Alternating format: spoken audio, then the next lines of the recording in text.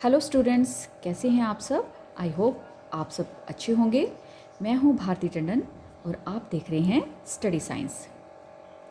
आज हम जो अध्याय लेने जा रहे हैं वो है जैव प्रक्रम, जिसके हम 1 मार्क्स के क्वेश्चन देखेंगे। प्रश्न नंबर 1 है, डैश एंजाइम अग्नाशयी रस में पाया जाता है, तो वो है ट्रिप्सिन। प्रश्न नंबर 2, मानव शरीर की सबसे बड़ी ग्रंथि डैश है, तो वो है यकृत, लीवर। प्रश्न नंबर 3, एटीपी का पूरा नाम क्या है, तो एटीपी की फुल फॉर्म है एडिनोसिन ट्राइफॉस्फेट। प्रश्न नंबर 4, हमारी पेशियों में अचानक किसी क्रिया के होने से क्रैम्प का कारण डैश का बनना है, लैक्टिक अम्ल का बनना। प्रश्न नंबर 5 है, पायरुवेट के विखंडन से यह कार्बन डाइऑक्साइड, जल तथा ऊर्जा देता है और यह क्रिया डैश में होती है। इसका आंसर है माइटोकॉन्ड्रिया। पायरुवेट का जो विखंडन है वो माइटोकॉन्ड्रिया में होता है।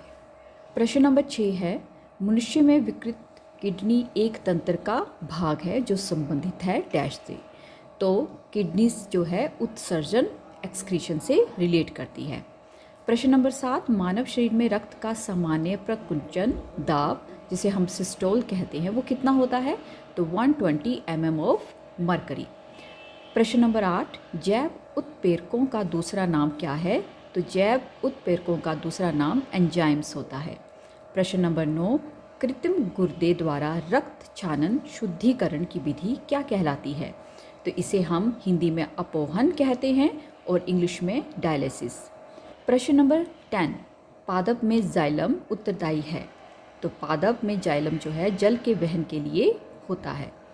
प्रश्न नंबर 11, मानव हृदय में ऑक्सीजन युक्त रक्त सबसे पहले किस भाग में पहुंचता है, तो वो है बायां आलिंद, जिसे लेफ्ट आर्टरियम कहते हैं। प्रश्न नंबर 12, मानव शरीर में रक्त का सामान्य अनुस्थिल दाब कितना होता है, जिसे हम डायस्टोल कहते हैं, तो वो होता है 80 mm ऑफ मरकरी।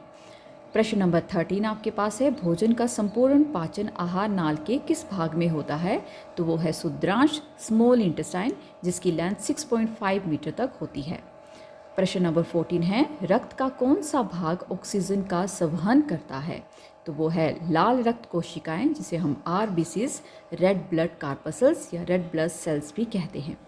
प्रश्न नंबर 15 है, लार में कौन सा एंजाइम पाया जाता है, तो हमारे लार में एमाइलेज एंजाइम पाया जाता है। प्रश्न नंबर 16, आमाशय के बाद भोजन किस अंग में जाता है, तो आमाशय के बाद भोजन जो है स्मॉल इंटेस्टाइन, शुद्रांश में जाता है। प्रश्न नंबर 17, डैश रक्त वाहिनी हृदय से रक्त फेफड़ों में लेकर जाती है, तो वो है पल्मरी आर्टरी, जिसको हम फुफ्फुस धमनी भी कहते हैं। प्रश्न नंबर 18 है, हमारा उदर कौन सा अम्ल उत्पन्न करता है, तो वो है HCl हाइड्रोक्लोरिक एसिड।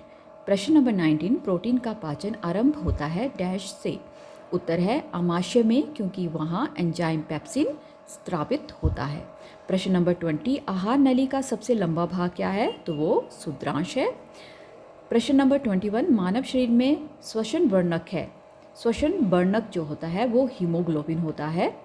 प्रश्न नंबर 22, पाचन के बाद प्रोटीन में डैश परिवर्तन होता है, तो पाचन के बाद प्रोटीन जो है अमीनो अम्ल में बदल जाती है, जो पेप्सिन एंजाइम के द्वारा होता है।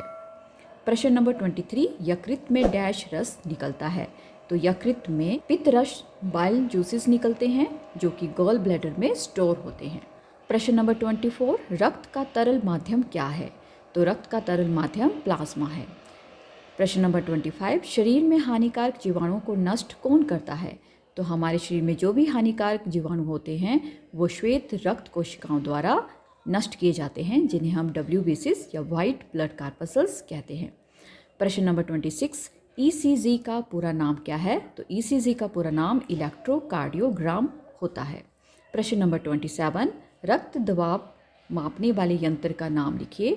साइफेगैमोमोनोमीटर जो है रक्त दाब मापने का यंत्र होता है। तो आज का ये वीडियो पसंद आया है तो आप इसे शेयर कीजिए, लाइक कीजिए और मेरे चैनल को सब्सक्राइब भी कीजिए। Thank you. जय हिंद, जय भारत।